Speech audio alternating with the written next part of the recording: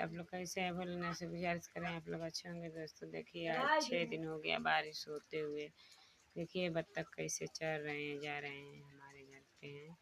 देखिए दोस्तों कितना बारिश हो रही है, आप लोग देखिए बहुत काफ़ी बारिश हो रही है।